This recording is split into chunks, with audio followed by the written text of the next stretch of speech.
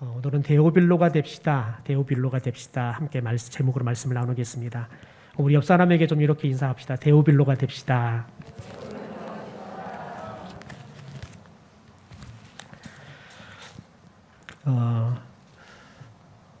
우리 2층에 우리 형건이 유건이가 왔는데 우리 형건이 유건이가 오늘은 좀 안 와서 안 올란가 보다 했는데 왔어요. 유아실에 아이들 있는 걸 보면 막 흥분이 돼요. 또 우리 연호랑 온유랑 지금 잘 크고 있는데 우리 아이들이 또 오면 얼마나 또 유아실이 북적할까 그런 생각이 들어요. 실은 교회는 유아실이 북적북적해야지만 미래가 있습니다.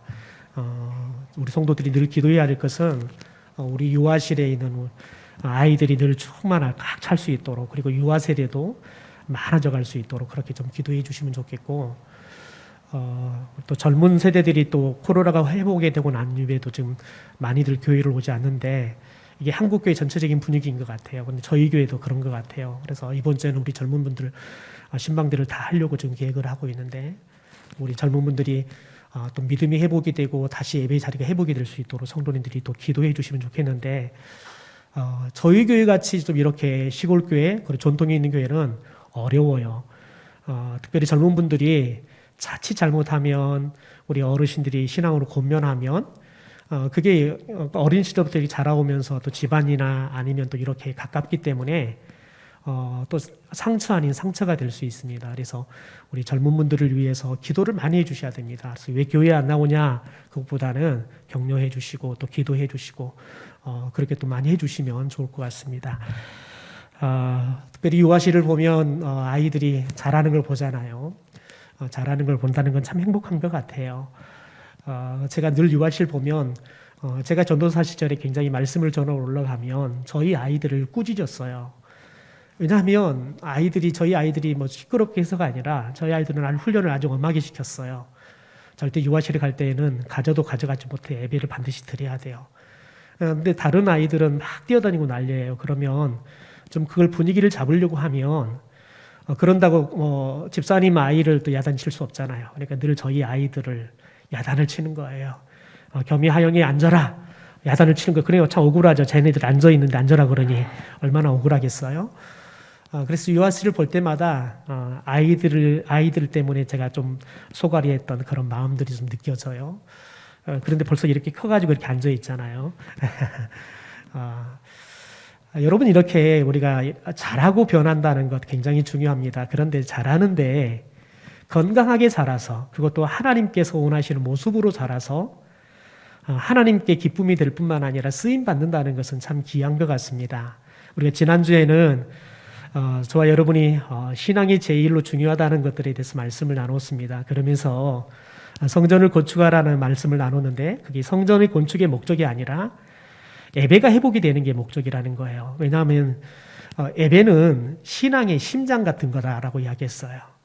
사람은 심장이 멈춰버리면 아무리 똑똑한 머리를 가진 사람도 더 이상 그 머리가 의미가 없는 겁니다.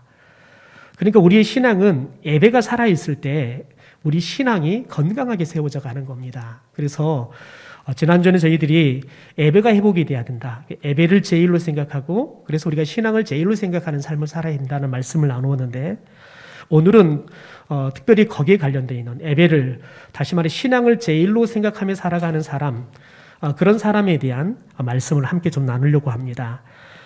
누가복음과 사도행전은 1편과 2편, 전편과 후편 이렇게 나눌 수 있는 말씀입니다. 그런데 사도행전 1장을 보면 누가복음에 누가라는 사람이 누가복음에서 무엇을 기록했는지에 대해서 사도행전을 시작하면서 사도행전 1장 1절에서 누가복음에 전한 말씀에 대해서, 기록한 말씀에 대해서 정리를 하죠.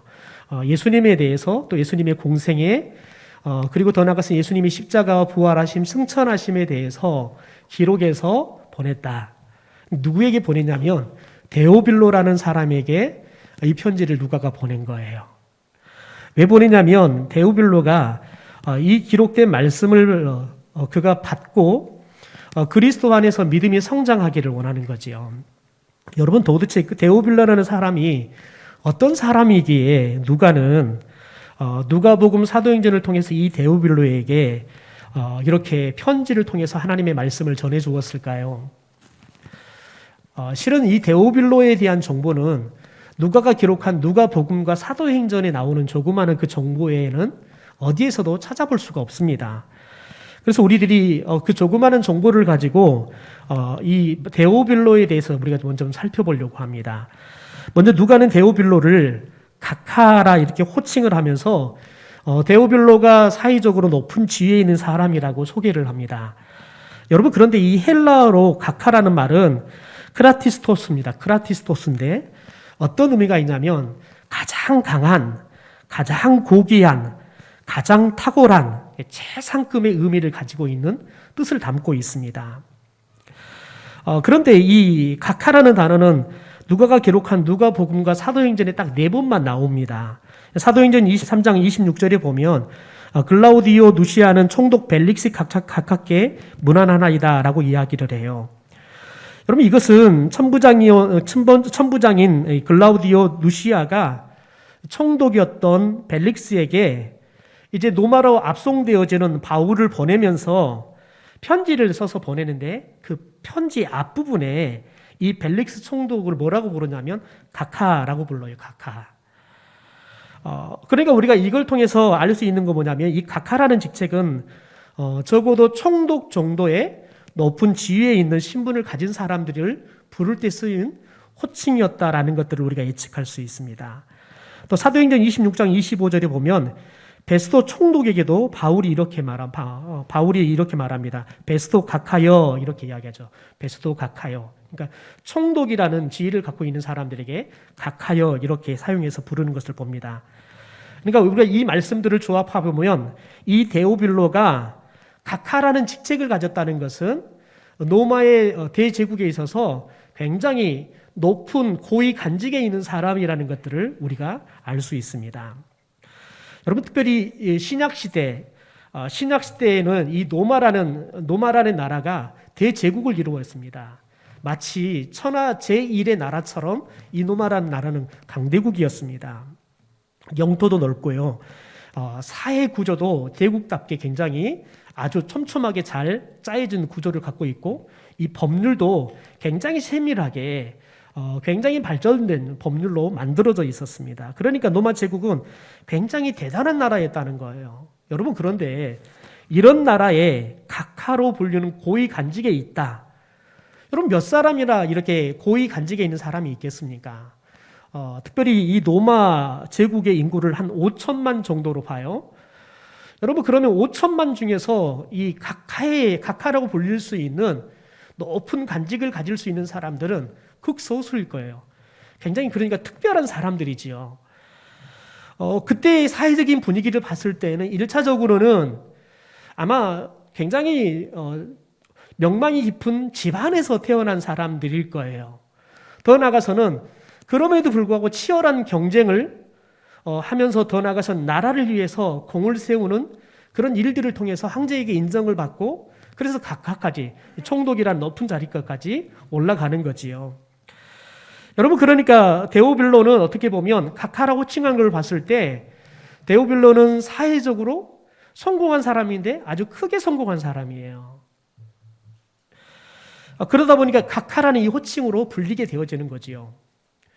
여러분, 우리나라도 마찬가지잖아요. 우리나라도 이승만 대통령, 박정희 대통령 시절에 그리고 이제 군부 통치했던 전두환 씨까지 이 각하라는 호칭이 굉장히 정상적으로 불렸습니다. 그러다가 노태우, 김영삼 시절에는 공식적으로는 폐지를 했어요. 각하라는 제도를 호칭을 폐지를 했어요. 그런데 통상적으로 사람들이 개인적으로 부를 때는 또 청와대 내에서는 각하라고 이렇게 불렀다 그래요. 그러다가 김대중 대통령 시절에 이 각하라는 호칭이 완전하게 없어졌어요. 여러분, 그런데 지금도 여전히 죽은 전두환을 향해서 대구 사람들은 전두환 각하라고 부릅니다. 거의 신처럼 이렇게 불러요. 그러니까 여러분, 이 각하라는 이 자리는 세상에 있는 모든 사람들이 그냥 올라갈 수 있다 그러면 올라가고 싶은, 어떻게 보면 성공의 최절정에 있는 자리다라고 이야기해도 과언이 아닐 겁니다. 여러분, 그런데 과연 이런 각하라고 불리는 호칭으로 불릴 수 있는 사람들이 몇이나 되겠냐는 거예요. 그러니까 데오빌로는 굉장히 특별한 사람이고 동시에 특별한 권력과 명예와 부와 더 나아가서는 그가 누릴 수 있는 것들은 대부분 다 누릴 수 있는 성공한 사람 중에 성공한 사람이라고 이야기할 수 있습니다. 여러분, 그런데 이제 우리가 하나 더 집중해 살펴보려고 하는 것은 뭐냐면, 이제 각하에 이어서 이 데오빌로라는 이름을 좀 저희가 좀 한번 살펴보려고 합니다. 그러니까 각하라는 이름은 세상적으로 성공한, 그래서 많은 사람들이 그 자리에 올라가고 싶은 꿈의 직책이라는 거지요. 여러분, 그런데 이 데오빌로라는 이름은 어떤 뜻이 있냐면, 신, 하나님을 의미하는 데오스라는 말과 사랑하다라는 필레오, 이것을 또 우정이라고 표현하게 되죠. 이 필레오라는 말의 합성어입니다. 그러니까 이것을 도합해 보면 신을 사랑하는 사람, 하나님을 사랑하는 사람, 이런 의미로 해석할 수 있죠. 그러니까 여러분, 데오빌로라는 이름이 진짜 그 사람의 이름인지 아니면 그냥 가칭인지 이것은 정확하게 알 수는 없습니다. 만약에 데오빌로 이름이 진짜 이름이라면 아마 그에 붙이는 굉장히 특별한 이름을 아들에게 주어진 거겠지요. 여러분, 그런데 혹자들은 그렇게 이야기합니다. 이 데오빌로가 처음에는 이게 본명이 아닌데 예수 그리스도를 믿고 난 이후에 신앙생활을 하기 시작하면서 불리게 된 이름일 것이다 라고 예측하기도 합니다. 그래서 B.H. 스트리터라는 학자는 이 데오빌로를 도미티안 황제의 조카요 상속자로서 그리스도인이었던 플라비우스 클레멘스다라고 추정을 합니다. 여러분, 그런데 그가 그리스도인이 되어지면서 그때부터 사용한 이름이 데오빌로다라고 이야기를 하는 겁니다. 여러분, 그런데 특별히 이렇게 전해지는 전설에 의하면 이 클라비우스 클레멘스 아내는 순교를 했다는 거예요. 여러분, 그런데 많은 사람들이 이런 이야기들을 통해서 아마 이 데오빌로도 예수를 잘 믿었고 그의 아내도 예수를 믿음으로 순교했을 것이다 라고 이야기를 해요. 여러분, 그런데 이게 왜 우리에게는 여러 가지의 의구심이 드냐면, 이 데오빌로라는 이름은 여러분, 로마 당시에 많은 사람들을 부를 때 그렇게 불렀어요. 왜냐하면 로마는 다신교 사회였어요. 그러니까 신전들이 굉장히 많았어요. 신전들이 많다는 건 뭐냐면 그들이 섬기는 신이 굉장히 많다는 겁니다. 그러니까 로마인 하면 굉장히 신앙적인 사람들입니다. 제가 익산에서 사역을 했는데 익산은 온불교 총본부가 있습니다. 그러니까 거의 동마다 온불교 교당들이 다 있습니다. 그리고 특별히 익산에서는 공무원으로 이렇게 출세하려고 그러면 세 가지 중에 한 가지는 갖고 있어야 한다라고 이야기하는데, 남성고등학교 출신이든지 아니면 온불교 교인이든지 그것도 아니면 신강교회 교인이든지 이 세 가지가 있어야 한다라고 이야기해요. 그런데 그 중에 제일 끝판이 있는 게 온불교 교인이어야 된다라고 이야기를 해요. 그만큼 온불교가 굉장히 영향력이 대단합니다. 왜냐하면 대학도 갖고 있죠. 대학도 2개나 갖고 있습니다. 병원도 가장 큰 병원을 갖고 있죠. 더 나가서 익산을 비롯한 굉장히 그 근동에 있는 복지 시설들은 대부분 다 온불교가 다 위탁을 받아서 운영하고 있습니다. 그러니까 온불교의 영향력이 익산에는 굉장히 큽니다. 그래서 이리신강교회가 우리가 대형교회로 나갈 것인가 아니면 분립 개척해서 다른 교회들을 이렇게 세워가는 일들을 할 것인가, 이걸 고민하다가 결국 우리가 지역사회에서 요구하는 게 온불교를 대적해서 나름대로 온불교를 견제할 수 있는 교회가 있어야 된다. 그래서 이제 대형교회로 나가는 것을 지역적인 특성을 고려해가지고 결정을 하고 예배당을 아주 크게 지었습니다. 굉장히 크게 지었어요. 그런 여러 가지 영적인 의미를 품고 예배당을 지었어요. 여러분, 그만큼 이 온불교가 굉장히 영향력이 대단해요. 그런데 놀라운 건 뭐냐면 익산이 여러분 복음화율이 거의 34%가 넘어요. 놀랍죠? 온불교 교인들도 그렇게 많은데 그리스도인들도, 기독교인들도 겁나게 많아요. 정말 겁이 날 정도로 많아요. 그래서 목사들이 신방하다가 식당에 가잖아요. 그러면 낮에 식당을 가면 대부분 조금 근거리에 또 시에서 조금 나가는 유명한 식당들을 가보면 대부분 여자들이에요. 남자들은 열심히 일하느라고 거기까지 못 나오고 여자분들이 다 나와요. 그런데 남자들이 꼭 끼어 있는데 그러면 그 남자들은 세 부류 중에 하나일 것이다. 하나는 목사이든지 아니면 온불교의 정남이든지 아니면 보험회사 설계사 소장이든지 이 세 사람 중에 한 사람일 것이다. 예측하면 대부분 맞아요. 여러분 그런데 재밌는 건 뭐냐면 그렇게 온불교도 큰데 굉장히 종교성이 굉장히 탁월해요. 그러니까 모든 종교를 믿는 사람들이 굉장히 많아요. 특이하죠. 그런데 여러분 로마가 그랬다는 거예요. 로마가 여러 신을 섬기는 다신교였다는 거예요. 그러니까 로마에서는 나는 신을 사랑하지 않는다 이 말은 거의 사용할 수 없는 말이라는 거예요. 그러니까 여러분 데오빌로라는 말은 신을 사랑하는 사람이라는 의미를 담고 있기 때문에 로마인들은 대부분이 다 데오빌로인 거예요. 왜냐하면 신을 사랑하는 사람이기 때문에 그렇습니다. 여러분 그런데 오늘 우리가 보고 있는 본문의 이 데오빌로는 로마에 있는 그 수많은 데오빌로들과는 달랐다는 겁니다. 왜냐하면 그가 사랑하는 신은 로마 시민들이 사랑했던 많은 우상이 아니냐, 우상 중에 하나가 아니라 이 세상을 창조하신 참신이시고 생명의 근원이신 여호와 하나님을 그가 사랑하는 사람이었기 때문에 그렇습니다. 더 나아가서는 그 하나님이 보내주신 예수 그리스도를 가까이 하고 그분을 구주로 믿는 그런 하나님을 사랑하는 사람이었기 때문에 그렇습니다. 여러분 그런 의미에서 그는 진정한 데오빌로가 되어가고 있다라고 말할 수 있는 겁니다. 여러분 그래서 4절의 말씀을 우리가 좀 같이 한번 읽어보면 이는 각하가 알고 있는 바를 더 확실하게 하려 함이로다라고 이야기해요. 여러분 그런데 이 말씀 속에서 어떤 의미가 담겨 있냐면 누가가 누가복음을 기록할 무렵에 이미 데오빌로는 하나님에 대해서 하나님의 아들 예수님에 대해서 알고 있었다는 말씀이에요. 그런데 누가가 이 누가복음을 통해서 누가복음을 보내어서 그가 알고 있는 것들에 대해서 더 확실하게 그에게 가르치기 위해서 이 누가복음을 기록했다는 거예요.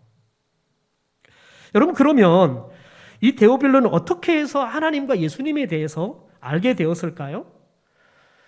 여러분 그것은 뭐 다른 이유를 찾을 수 없겠죠. 다른 사람이 데오빌로에게 예수님에 대해서 전해주고 가르쳐줬기 때문입니다. 그래서 우리가 보고 있는 우리 개정 성경에서는 알고 있는 바, 그러니까 누가복음을 보내기 전에 너가 이미 알고 있는 바라고 기록을 해요. 그런데 여러분 우리가 그 전에 봤던 개역 성경에는 어떻게 번역이 되어 있냐면 배운 바 이렇게 되어 있습니다. 배운 바. 여러분 그런데 이게 언어적으로 봤을 때에는 개역 성경이 더 정확하게 번역이 된 거예요. 왜냐하면 특별히 이 언어에 배운 바 이 말이 카타케오라는 말로 나와 있어요. 근데 이 카타케오라는 말은 혼자 배워서 아는 것이 아니라 다른 누군가로부터 가르침을 받고 그래서 배워서 알 때 사용하는 단어예요. 그러니까 우리가 이 말을 통해서 데오빌로는 본인 스스로 독학을 해서 하나님에 대해서 아는 것이 아니라 또 예수님에 대해서 아는 게 아니라 누군가 이 데오빌로에게 하나님에 대해서 예수님에 대해서 가르쳐주고 전해주었기 때문에 그가 그 하나님에 대해서 예수님에 대해서 배워서 알고 있다는 겁니다. 여러분 그렇다면 도대체 어떤 사람이 이 데오빌로에게 하나님과 예수님에 대해서 전해주고 가르치는 일을 했을까요? 여러분 특별히 도대체 누가 데오빌로에게 예수님에 대해서 하나님에 대해서 가르쳐줬는지 어떤 기록도 남아있지 않습니다. 여러분 그런데 우리들이 이 데오빌로의 직책과 더 나아가서 성경에 나와 있는 특별히 이방인들 중에서 고위 간직에 있는 사람들을 우리가 추론해서 그 사람들을 가지고 추론해 보면 우리가 그런 사람들이 데오빌로에게 특별히 하나님에 대해서 예수님에 대해서 전해주지 않았을까 예측할 수 있다는 거예요. 여러분 생각해 보십시오. 이때 당시에 신분이 높은 사람들은 누구나가 만날 수 있는 사람이 아닙니다. 그냥 각하라는 이 직책을 갖고 있는 데오빌로를 만나기 위해서는 어느 정도 그 신분이 비슷한 사람들이 만날 수 있는 겁니다. 그러니까 우리들이 성경에서 이방인들 중에서 예수님을 믿었던 사람들 중에서 데오빌로를 접촉할 수 있는 사람들은 이 데오빌로처럼 이렇게 높은 직책을 가지고 있는 사람들이 아마 데오빌로에게 예수님에 대해서 하나님에 대해서 전해줬을 것이다 라고 생각하고 우리가 예측해 본다면, 여러분 먼저는 예수님의 십자가를 못 박았던 이 백부장입니다. 여러분, 이 백부장은 예수님이 십자가에 못 박혀 돌아가실 때 예수님이 숨을 거두는 순간까지 그 예수님의 모습을 다 직접 보고 있습니다. 그런데 예수님이 십자가에서 숨을 거두는 순간을 보고 이 백부장이 영적인 충격과 영적인 변화가 나타나기 시작합니다. 누가복음 23장 44절부터 우리 좀 말씀을 같이 한번 읽어볼까요? 같이 읽겠습니다. 시작. 때가 제60쯤 되어 해가 빛을 잃고 온 땅에 어두움이 임하여 제90까지 계속하며 성소의 휘장이 한가운데가 찢어지더라. 예수께서 큰 소리로 불러 가라사대 아버지여 내 영혼을 아버지 손에 부탁하나이다 하고 이 말씀을 마치신 후 운명하시다. 백부장이 그 된 일을 보고 하나님께 영광을 돌려 가로되 이 사람은 정령 의인이었도다 하고. 그러니까 여기서 백부장이 예수님이 죽는 모습을 보고 하나님께 영광을 돌렸다. 하나님을 믿게 됐다는 거죠. 그 다음에 예수님에 대해서 뭐라 그래요? 정령 의인이었다라고 이야기해요. 그런데 이 사건을 똑같이 기록하고 있는 마태복음 27장을 보면 백부장이 분명한 신앙 고백이 등장합니다. 우리 같이 한번 읽죠. 시작.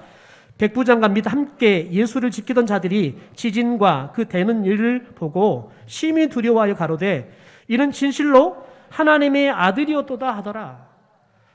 그러니까 이 사건을 보고 백부장이 예수님이 진짜 하나님의 아들이었다라는 것들을 그가 알고 고백하게 됐다는 겁니다. 그러니까 이 백부장이 이후에 아마 이 데오빌로 각하를 같은 근무지에서 만났든지 이 사람이 전했을, 예수님에 대해서 전했을 가능성이 있다는 거예요. 또 다음은 사도행전 10장에 나오는 백부장 고넬료입니다. 여러분, 고넬료의 가정이 예수님을 믿게 된 것은 사도 베드로에 의해서입니다. 베드로가 성령의 이끄심을 따라서 이 고넬료의 집을 방문하게 되잖아요. 그리고 예수님에 대해서 전해줍니다. 그러니까 이 복음을 듣고 고넬료뿐만 아니라 집안에 있는 모든 일가 친척들이 예수를 믿고 세례도 받고 성령 세례도 받게 되어집니다. 그래서 아마 그 이후에 고넬료가 아마 데오빌로에게 복음을 전했을 수도 있겠다, 우리가 예측할 수 있는 겁니다. 또 가장 가능성이 희박한데요, 빌라도 총독입니다. 빌라도 총독이 전했을 가능성도 있다. 왜냐하면 빌라도는 데오빌로와 함께 총독이었기 때문에, 그래서 각하다라는 그런 호칭을 받기 때문에 빌라도 총독도 전할 수 있다라고 이야기를 해요. 여러분, 그런데 이게 그렇게 예측을 하지만 희박하다라고 말하는 건 뭐냐면, 실은 이 빌라도 총독이 예수를 정확하게 믿었는지 우리는 알 수 없기 때문에 그렇습니다. 그런데 특별히 2세기 교부였던 터툴란이 뭐라고 말하냐면, 빌라도가 그 이후에 예수님 죽고 난 이후에 예수를 믿고 그리스도인이 되었다는 거예요.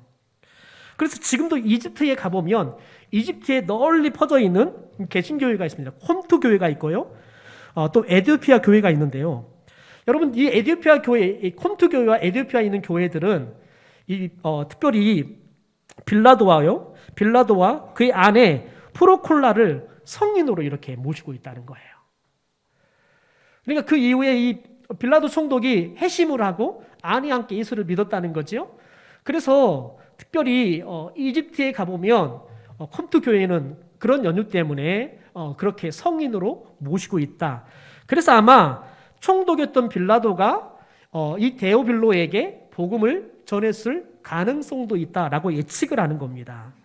여러분, 그런데 중요한 건 뭐냐면, 우리가 이렇게 예측은 가능하지만 정확하게 누가 데오빌로에게 예수님에 대해서, 하나님에 대해서 전해주고 가르쳐줬는지는 우리가 정확하게 말할 수는 없다는 거예요. 말을 하면 그 순간 우리는 이단이 되는 겁니다. 뭐 의미 없는 이단이지만. 여러분, 그런데 우리가 이 사실을 통해서 알 수 있는 건 뭐냐면, 우리가 굉장히 중요하게 생각해야 될 건 뭐냐면, 여러분, 누군가인지는 모르지만 데오빌로에게 하나님과 예수님에 대해서 전해줬다는 거예요. 그러니까 데오빌로가 듣고 예수님을 믿게 됐다는 거지요.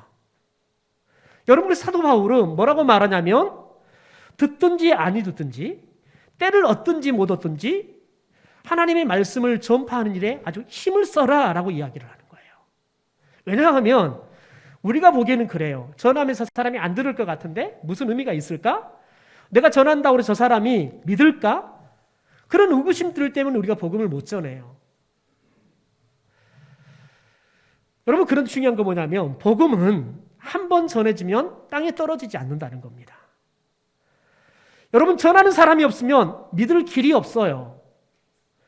그래서 저와 여러분이 오늘 이 땅에 살아있고 호흡이 있는 것은 저와 여러분이 먼저 예수를 알고 하나님을 믿는 사람으로서 예수 그리스도를 모르는 사람에게 그 사람이 예수님을 믿을 때가 됐든 안 됐든 상관없이 저와 여러분은 하나님에 대해서, 예수님에 대해서 전해주고 가르치는 일들을 감당해야 될 줄 믿습니다.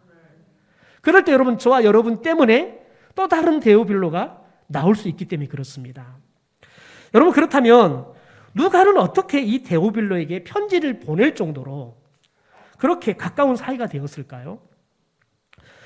그것도 여러분 우리는 정확하게 알 수는 없습니다. 왜냐하면 어떻게 누가가 데오빌로하고 이런 영적인 관계를 갖게 되는지 기록하지 않기 때문에 그렇습니다. 그런데 우리는 두 가지를 가지고 예측할 수 있습니다. 누가의 직업과 오늘 본문 3절과 4절의 말씀을 통해서 예측할 수 있습니다. 여러분, 누가의 직업은 의사입니다.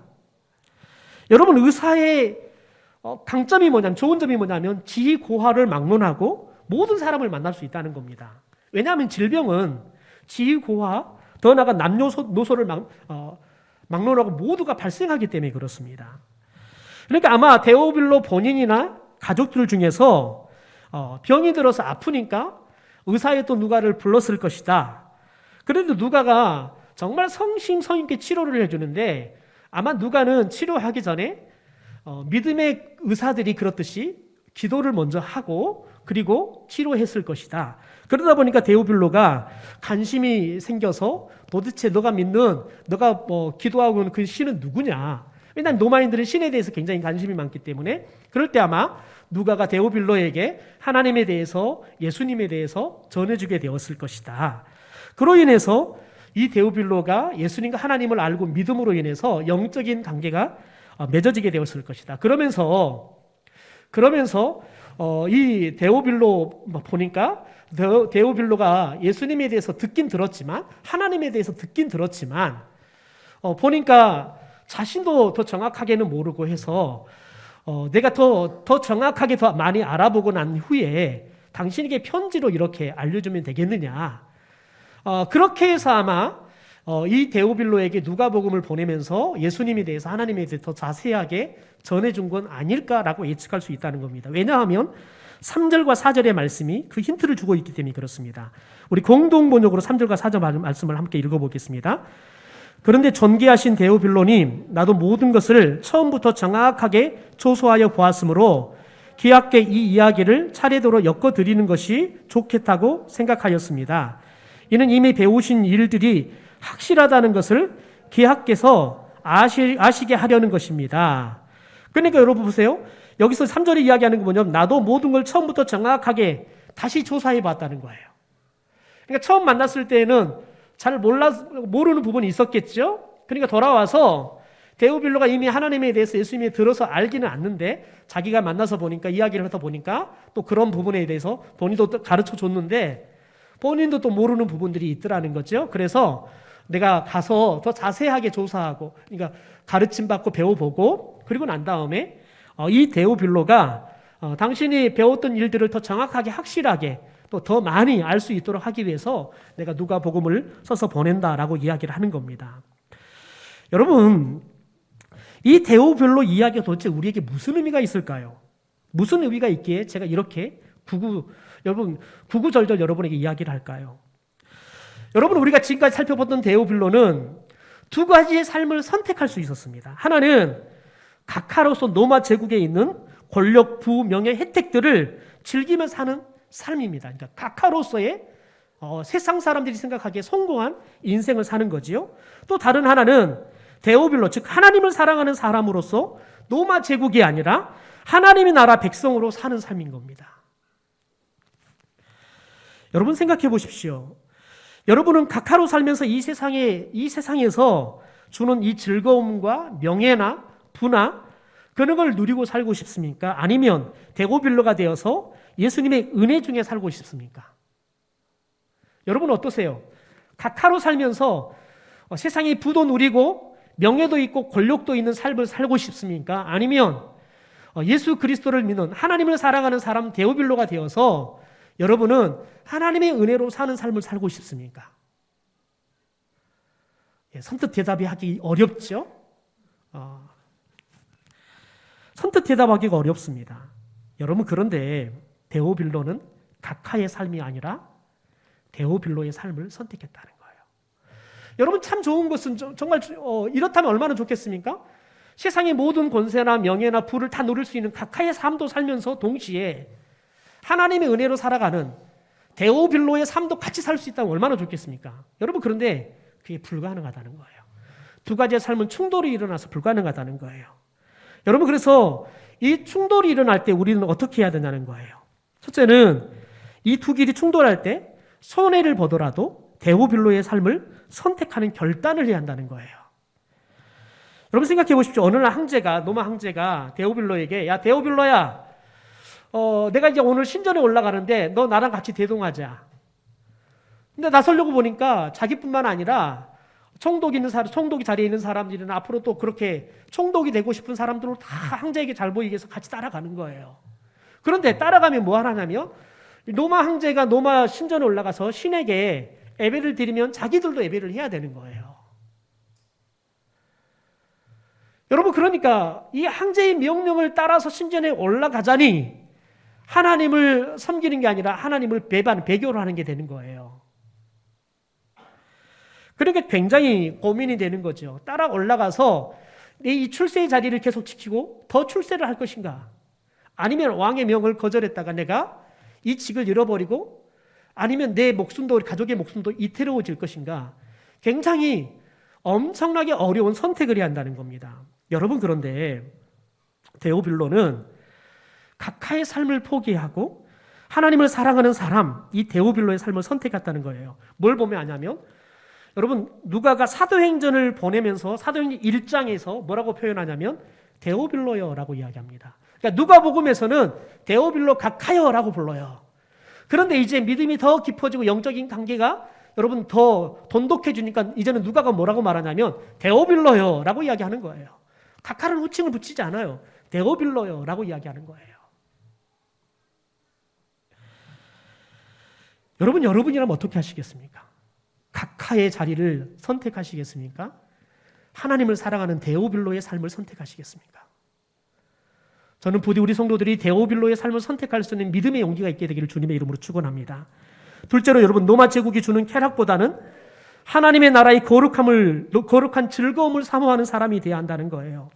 여러분 어느 날 데오빌로에게 누가가 서서 누가복음을 보내요. 그러니까 여러분 그가 지금까지는 사람들과 함께 어울리고 즐겁게 살고 그런 권력들을 누리면서 어떻게 보면 각하 놀이를 하고 살았어요.